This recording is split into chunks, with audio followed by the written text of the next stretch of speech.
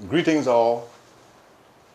I'm sure that like me, sometimes you have the yearning to imaginatively travel back in time to the good old days and engage in a sort of nostalgic recreation of the past. The subconscious is jolted back to a place of absolute joy and contentment that we often need to cope with some of the challenges of today. During the 1960s in Guyana, there were certain popular events which did not only bring elation and satisfaction to a cross-section of the population, but emerged as a part of the cultural tradition, perhaps expected to last forever. Cavalcade of Sports was one such occurrence.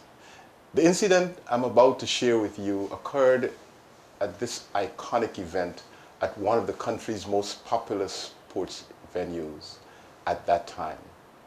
It was an overcast day, and members of the Tutorial High School track and field team were participants in one of the invitation races. Border, also known as the Guyana Cricket Club, or GCC, was packed with spectators, including students who came to watch their hero athletes perform. It was time for the men's 4x100 meters relay race, and Tutorial was represented by one of the best high school teams in the country, perhaps in the region.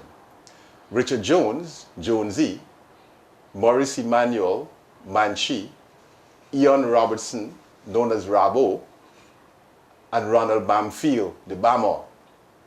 "Them boys fast bad," shouted a young enthusiast as the athletes warmed up on the sun-singed grass track. Some in street clothes because track suits were not affordable gear at that time. No sooner did the first leg runners, including Richard Jones, wearing the school colors of brown singlet and golden shorts, take up their starting positions, than the starter raised his pistol. "On your marks!" A deafening silence suddenly resonated across the popular Border Stadium. "Set!" One could almost hear a pin drop. "Patai!" As if serving as a cue for both athlete and spectator. A thunderous roar emerged from the crowd, increasing in intensity as the athletes propelled from the start line.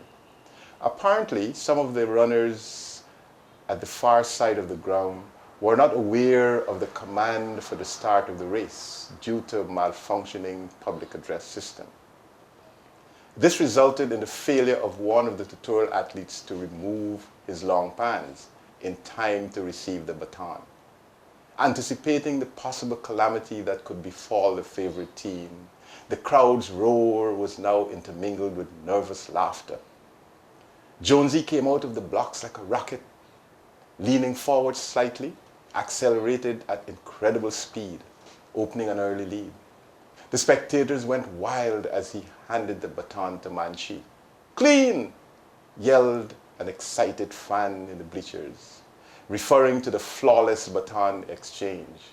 Manchi was magnificent as he dashed around the track between the unevenly painted lanes, widening the gap further, giving an unforgettable exhibition of speed, strength, and skill.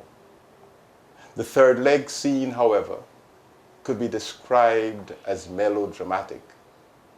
Robertson was still struggling to take off his long pants, which I believe was a bell bottom, as Manchi approached him at top speed.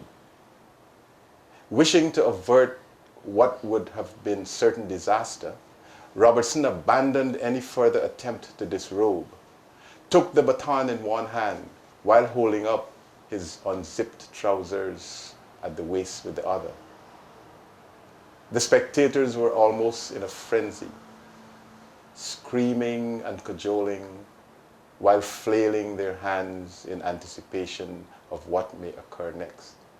An overzealous patron with both hands on his head belted out, "Oh Lord, is what gonna happen here today?" Amazingly, Robertson, in perfect stride and a display of astounding athleticism, negotiated the northwestern border bend with surgical precision, extended the lead even further, leaving the competition in the dust. The noise in the stands escalated to a deafening crescendo Then, with a remarkably smooth handoff from his unruffled teammate, his familiar bounce and perfect form, Bama, the consummate anchor, majestically sprinted unchallenged toward the finish line and brought home the win in record time to the delight of ecstatic fans. What a memorable event in the legacy of the athletic competition of the Tour athletes.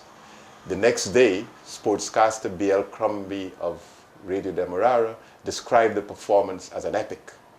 Such nostalgic moments are forever etched in our memory with a sense of pride in the accomplishment of former students.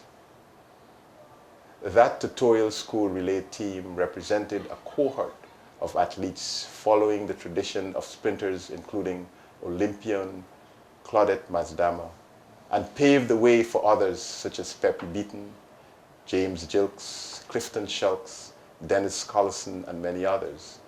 Those glorious days are gone, but not forgotten.